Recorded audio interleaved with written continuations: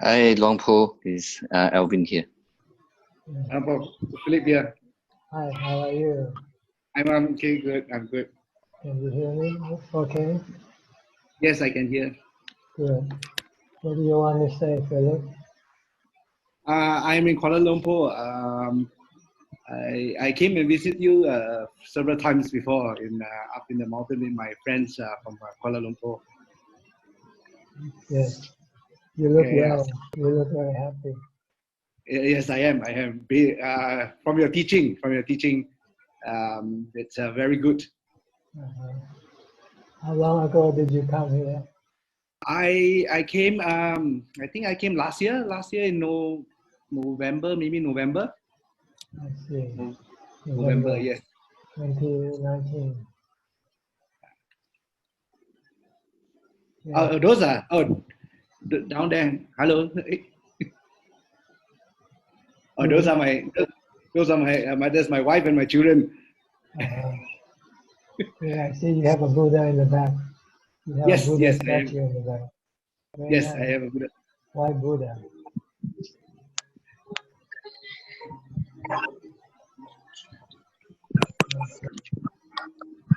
Oh, we have so many people coming in. Yes. Okay. 我在 Suchart 在 Zoom 现在。Hello. 我在 connect。我在 Suchart。Okay, we'll come back to Philip. Okay, go ahead, Philip. Is there anything you want to ask me? Alvin, you want to start anything first? Alvin, Yes, you Philip. No, you go ahead. You go ahead, Philip. Go ahead. I had one session already with Longpo that day.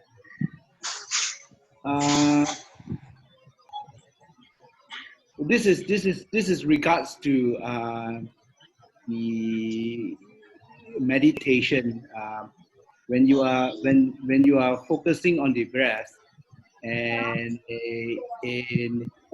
when what is it? Thoughts, feelings, and sounds, right? Starts to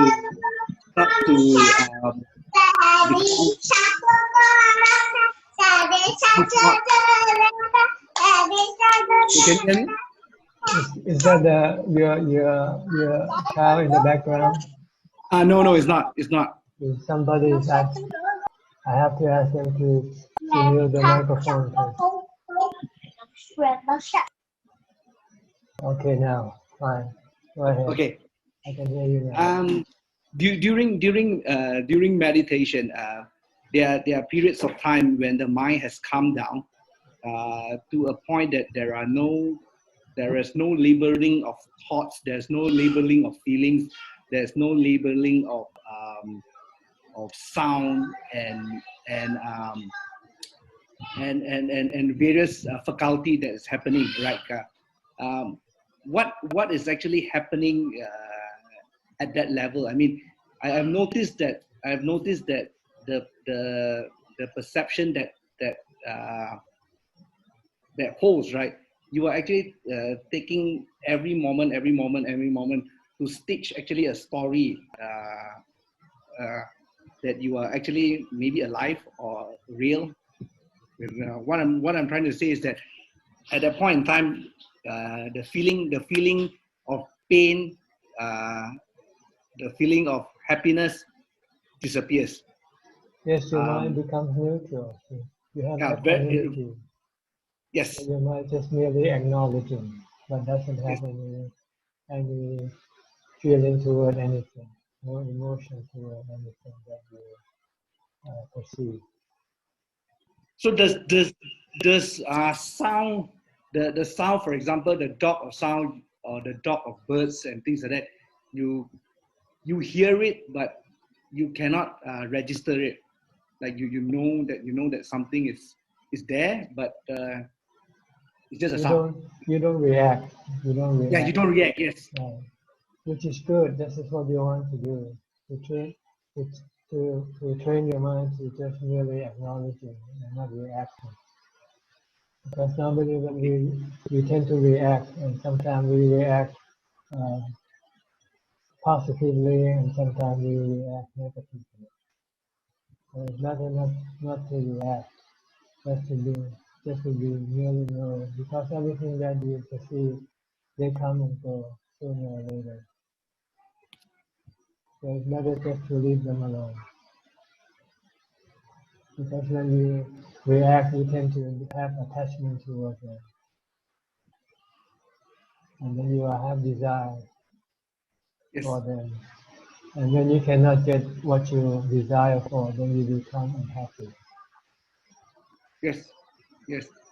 But if you just merely acknowledging, then you would have no desire, no attachment towards them. Then they can come and go as they like, and they will not bother you that way. That's the purpose of meditating, to detach yourself, your mind from everything. To not react to anything that you come into contact with. If you have to do or react, then you use rationality, use logical reasoning, not emotional reasoning. And at that point when there is no more labeling, there is no more reaction, there is always a moment or two of trying to what is it? Analyze the situation. You know what is happening. What is happening here? The thoughts cease. It's rising, it's falling. The feeling is rising, is falling. It is impermanent, happening. You know, it's if you don't label, you don't react. There is this momentarily. It's trying to look into it, and then after that, it disappears, and then okay. Is it common for that happen, or should it be still? Yes, you just perceive things as they are. When they come and they go, they are impermanent, and they are not under your control. They are anatta. They are natural processes.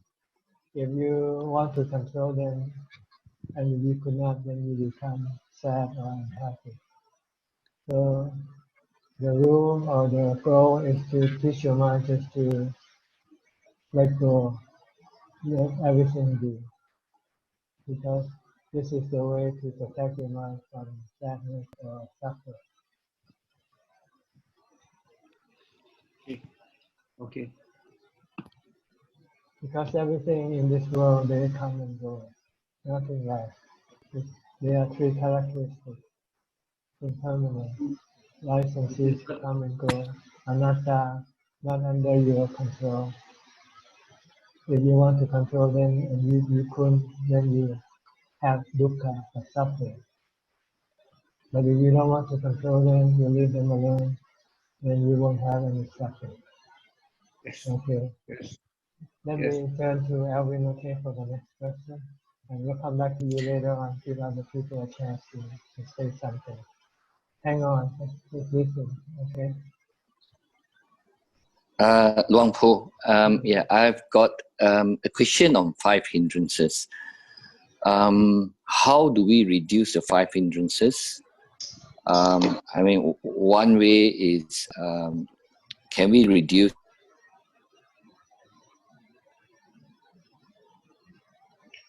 Your connection is hands up. I cannot hear you. Maybe something wrong with your connection. Maybe come back later, okay? How about Mike? Okay, how are you, Mike? Can you hear me? Oh, let me see. Okay, Mike. How are you? How are you? Where are you from? From Singapore. to pay my respect to you. Do you have feedback on your microphone? Okay, go ahead. I can hear. You can go ahead, talk.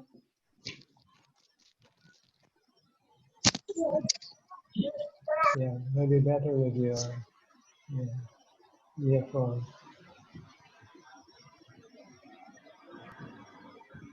Right now, I'm just trying to anchor to a mantra as Good. advised by you.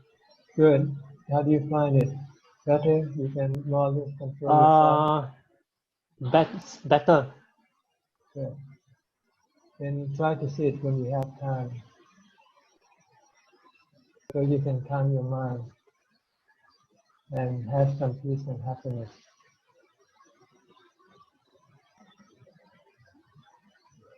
Okay. Somehow, okay, you're coming back now. Maybe your signal is not good. You seem to come and go.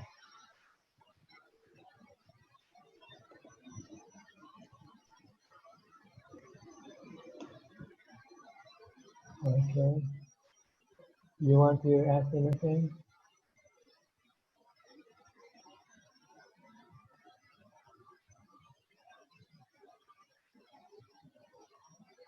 You just freeze on the screen. Maybe I'll go to Alvin first, okay? And maybe I'll come back to you later. Okay, Alvin, can you hear me?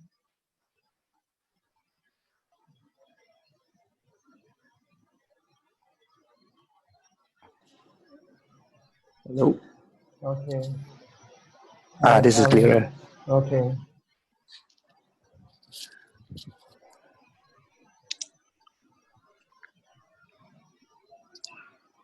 Alvin, go ahead. Yeah, Luang Po. Just now I was just asking the reduction of 5 hindrances. Yes. How do we do it to reduce the 5 hindrances? Sometimes when we practice and then we got the sloth and torpor, all these hindrances will arise. Well, all the hindrances have different methods of eliminating or reducing them. So let's go one by one. If you have sloth or torpor, it usually means because you eat too much. So you have to reduce your food intake. Maybe take the 8 precepts and then avoid the evening meal. That can also reduce the amount of sleepiness and laziness in your mind. Okay, this is one way. But if you take the 8 precepts and you still have laziness and sleepiness, you might have to find a place to arouse your wakefulness. That's why monks sometimes have to go meditate in the cemetery. And you sit alone somewhere that makes you feel cool. Then you will feel awake. You won't feel sleepy. So maybe you need to change location when you find that you are sleepy, even when you take the 8 precept. Or if you can further reduce your food, you might maybe fast for the whole day. Then this might be able to reduce your sloth and torpor. Okay. What about the other hindrance? Do you have any other problem with the other hindrance? Yes, usually, the others, like if you can go through 5 and 5, all 5 of them, and the method of overcoming them. Okay. Okay. The next one is doubt or skepticism in the Buddha, Dhamma, and Sangha. This can be eliminated or reduced by studying the Dhamma teaching of the Buddha from the source, from the Tipitaka, or study from the noble disciple, listening to the Dhamma talk or read the Dhamma books. This can inspire your faith in the Buddha and the Dhamma and the Sangha. So this is very important that you should keep have a regular study of the teaching. This will inspire you, will energize you, and will help eliminate some of the doubts that you might have in your mind. And this is another hindrance. Sometimes you meditate and you might be doubtful whether this method is right or not. Then you should listen to talk by the meditation master and then follow their advice. And then you can then get rid of your doubt. Okay, the third hindrance is anger. Sometimes you get angry when you try to meditate and people around you making noise and things like that. So you have to use metta, loving kindness. Meaning you love somebody, you will forgive them. Right? You will not be mad at them. So you should try to look at the people who is disturbing you as your loved one, as your friend, as someone you want to forgive. You don't want to hurt them.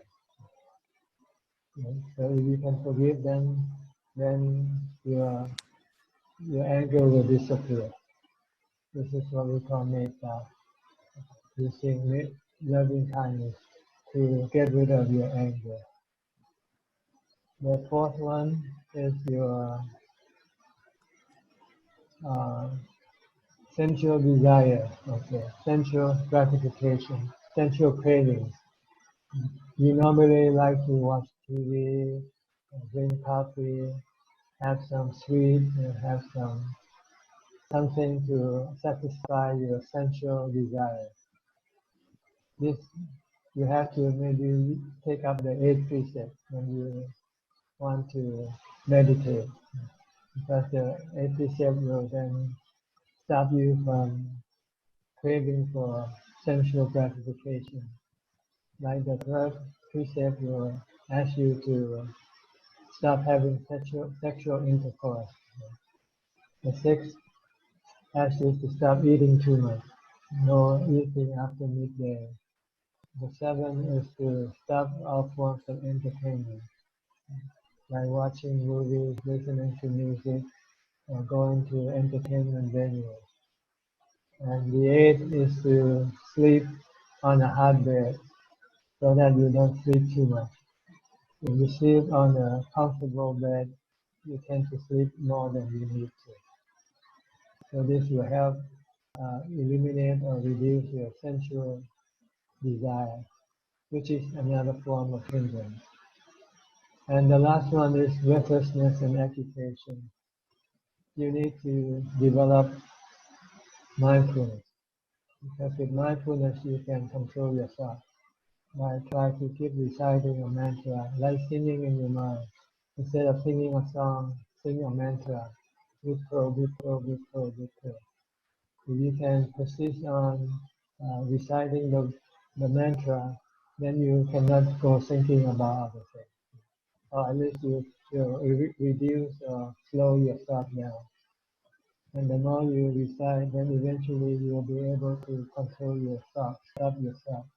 If you can stop your thought, you can stop your restlessness and agitation. And this is basically the way to deal with the 5 hindrances. Okay? Okay, sadhu. Okay. Ajahn, when you're mentioning about stopping the thoughts, right? It's similar to the what is it? The Noble Eightfold Path, right? The Noble Eightfold Path has the tool that you use to control your thought, which is Samma Sati, right mindfulness. Using a mantra is a form of right mindfulness. Or you can focus on your body action. Just keep watching what you're doing at the moment. If you're brushing your teeth, just focus on just brushing your teeth. your teeth. Taking a shower, just focus on just taking a shower.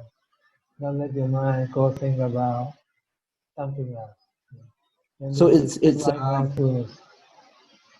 so it's similar to the dependent origination where if you recite the chanting, they have the description of, you know, if mind formation ceases and it goes on and goes on and goes on into that order, right? Yes, the dependent origination is just like a roadmap that tells you what happens. If you do this, this is gonna happen. If you do Yeah. this, then this is gonna happen. Yes. But if you have mindfulness, you can cut off all these activities, stop all these activities, stop your thought. Avijja, Paccaya, Sankhara. Sankhara are your thought. So if you have right mindfulness, then you can stop the sankhara. When you stop the sankhara, you stop the vijnana, you stop the other thing, your contact with the five sensual objects. And then you can stop your feeling, then you can stop your attachment, stop your desire, stop your birth, aging, sickness, and death. So it I comes with mindfulness as the first tool, but not the only tool. Mindfulness can only stop your thoughts temporarily. The next step, then you want to develop right view, which is the three characteristics of existence. You have to see that everything that your mind desires for are all anicca, dukkha, anatta. If you can see this with wisdom, then you can then stop your mind from reaching out, grasping, craving for things in this world. Once you can stop your cravings, then you won't have to be reborn again. So this is Ajahn, I can safely say that the during meditation, right, you can see those things which are happening, the depending origination stopping if the mind comes down. that's right. When you practice, you go into the mind. You pull your mind away from what you used to go to, like your sight, sounds, taste, smell, tactile objects. When you have mindfulness, you pull your mind inside. You come back inside into your mind. Then you will begin to see what's going on in your mind. Your thoughts, your emotions, your cravings, and everything is happening in your mind. Once you're there, then you know you can control it. If you see that your mind is thinking in the wrong way, then you can stop it. Of course, you need mindfulness to pull your mind away from the external things, so that when you are inside of your mind, then you can control your own mind. Right now, you That's cannot good. control your own mind because you are outside, while the mind Right. is inside. When you get angry, you don't know, you cannot go inside and stop your anger because you are outside. It's like you're outside of the house and your house is burning. You cannot stop it from burning. But if you stay inside and when the fire starts burning in the house, then you can just stop it right away. So this is the purpose of mindfulness, is to bring your mind back inside the mind, back inside the house of the mind, so that it can manage itself. Right now, you cannot manage yourself. You can manage other people and things, but you cannot manage yourself because you don't give it the attention you need to manage your mind. Because you've been going outside of the house and acquiring things outside of the house, but you leave the house in a messy situation. You don't clean the house, you don't don't fix the house. So this is what happens to most of people's mind. We ignore our mind and Right. we pay a lot of attention more for other things outside of our mind, such as wealth, status, uh, praises, and happiness that you acquire from your sensual gratification. So, but you leave your mind in a mess. When the mind becomes unhappy, you don't know how to deal with it. When the mind becomes angry, you don't know how to deal with it.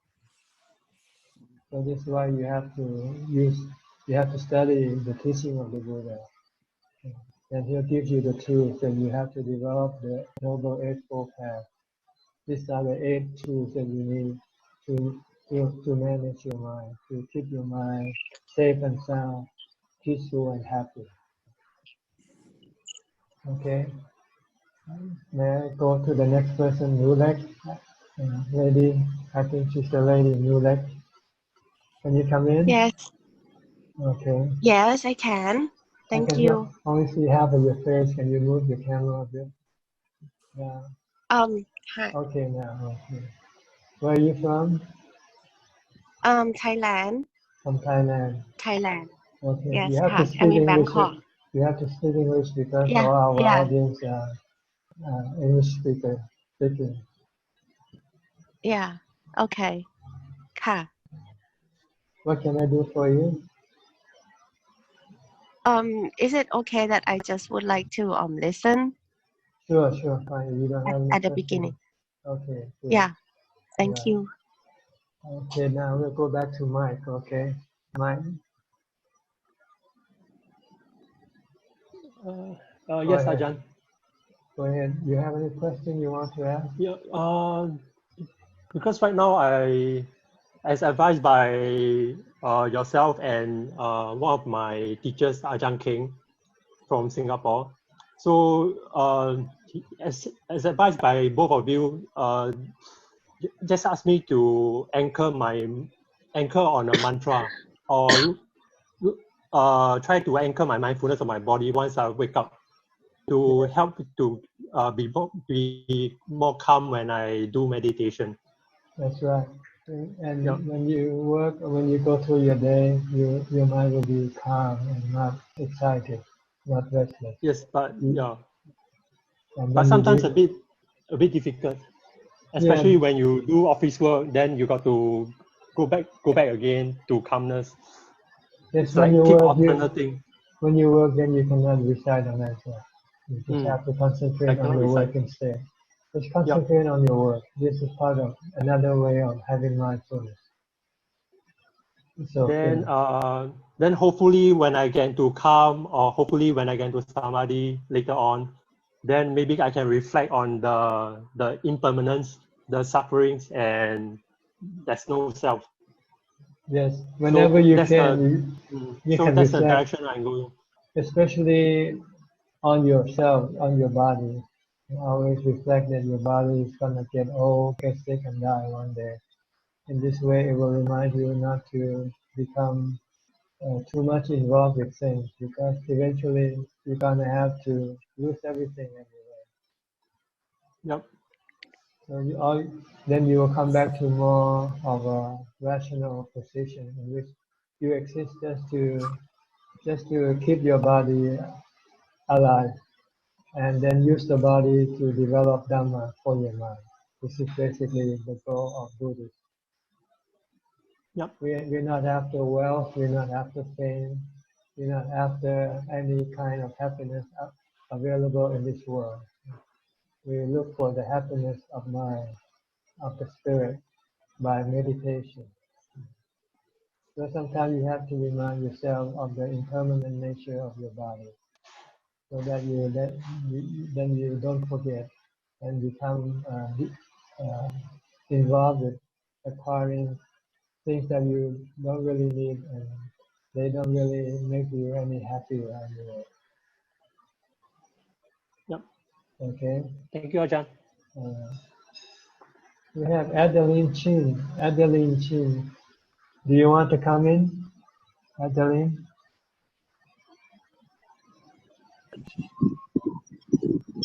Okay. Can you turn on your video? Hi. Yes, I. Okay. I cannot see your face. Can you move your camera a little bit? Okay. Yes. Okay. Good. Where are you from? I'm from Malaysia, Kuala Lumpur. Kuala Yeah. Lumpur. Okay. Hi. Philip is my husband. I see. You're in the same house? Yes. I Yeah, see. same house. Different place. room, different room, huh? Okay, Social distance. I see. Keeping the earpiece up. Yes. Basically, I practiced meditation a long time ago, but off and on I try to practice, but it's difficult with 3 kids. So I find very hard time to sit down to practice meditation, although I only started a few months back and practice with the mantra only with Buddha. But my mind goes a lot. Don't get discouraged. Just keep trying. Just do it as much as you can. But don't But don't expect more than what you can do. Okay, because when you expect more and you cannot do it, then you become discouraged. So don't become discouraged. Just say I can just do as much as I can do, and maybe eventually the situation will improve. Eventually your children will grow up, then you might have more time for yourself. Yes. Okay, thank you. But it's good to maintain a certain level of practice rather than not having any practice at all. Okay. I find the best time is during the day when they're not around. Because when they're it's very difficult. You need to be alone. You need to be alone in order to meditate. Okay. Good. Do you have any questions? No, not right now. But I am just listening and following your teaching. Okay, good. Nice talking to you. Talking to you, Ajahn. Hope you keep yourself healthy and free from the virus. Thank you. Okay. I have been warned that we only have about 8 or 7 minutes left. 8 minutes left because I use the basic, which allow 40 minutes for each session. So anybody else want to contribute or say anything? Please go ahead. Philip or Alvin? Yes. I have a meditation question with regard to time. Is time actually a concept? Because at times when there is a good meditation, it seems to be very short, and sometimes when there is I wouldn't say a bad meditation, but a agitated meditation, time could be very long, and it is relative to the person sitting and observing it. Is it a concept or is it a measurement in the mind? Time is just a measurement of the movement of things. The movement of the sun really creates time. Once the sun and the earth stop moving, then there won't be any time, right? You won't be able to measure the time because it will be constant. It will be always 12 o'clock.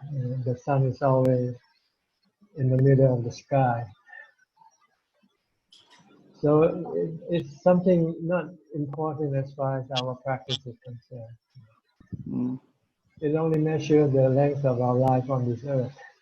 That every day we're getting older and older, and eventually our life will come to an end. That's what time is about, really. It reminds us that we have limited amount of time on this earth with this body, so we should not waste it. We should use it because we are fortunate to be born during the time of the Buddha's teaching. We can benefit from this great teaching, which only happened to come appear in the world once in a long, long while. So if there's no Buddha's teaching, we wouldn't know where we are, what we do, where we will go. But now we have the Buddha's teaching. It's like having a map. We've been driving for a long time without a map. We don't know where we were going, Now we have a map. So what we should do is study the map and then follow the map. Because the map will take you to a place where there will be no suffering, no rebirth, no aging, sickness, and death, no separation. a place where you will only have permanent happiness. So this is what you should try to do in this lifetime. Remind yourself that you're subjected to aging, sickness, and death, to separation, so that you don't forget. Once you know that you have limited time, then you will push yourself to study the Buddha's teaching, and then practice, follow his teaching. Once you follow his teaching, then you will eventually get to where his teaching will lead you, which is permanent happiness, Nibbana Paramam Sukha. All right? Okay, you have about 4 minutes left. Alvin, you want to say anything? Yeah, Luang Po, just now you mentioned about right view. I mean, I understand that from some of the Dhamma talk that I heard, to enter the Noble Eightfold Path, we would have to go through right view. And Luang Po, just now you mentioned right view is only when one can see anicca, anatta, and dukkha. Then how does one get right view? That's my question. Well, first by studying, by observing, like everything in this world, are they permanent or impermanent? Ask yourself. Ask yourself, is your body permanent or impermanent? It's not permanent, right? It rises, then it will eventually cease. Is it yourself, or can you control your body or not? Is it under your control, or is it not under your control? If it is not under your control, then it is anatta. You can control the body, some of it, some part of it, not all of it. You cannot control aging, sickness, and death. So it means that then this body doesn't really belong to you. It is just a possession like anything else that you're possessing right now. You have telephone, you have cars, you have money. These are all impermanent. These are all they don't really belong to you. One day, sooner or later, you will have to give it up. So if you can look at your body, which is part of the five khandhas, your body and your thoughts, your feelings, they are all anicca and dukkha and anatta. So if you see this and you can let go of your attachment. When you see this, you want to let go, because if you don't let go, it can make you unhappy when something happens to your body, something happens to your feelings. But if you don't want to be hurt by the impermanence of the body, of the feeling, then you will have to let go. Letting go means you're not afraid of dying. You're not afraid of subjecting yourself to pain, like sickness and aging. Yeah. If you can see the three characteristics on your body and on your feelings, and you can let go, then it means you have right view. Then you will no longer be subjected to suffering with your body and suffering with your feelings. Okay? Okay, 1 minute to go. Yep, sadhu. Okay. I think I should say goodbye to you now before we are cut off. So, wishing you all the best. May you advance in your practice. Stay safe, stay well, and stay happy. Bye bye. Thank you. And Thank maybe we'll see each other Sadhu. again. Okay. Sadhu. Thank you for your company. Thank you.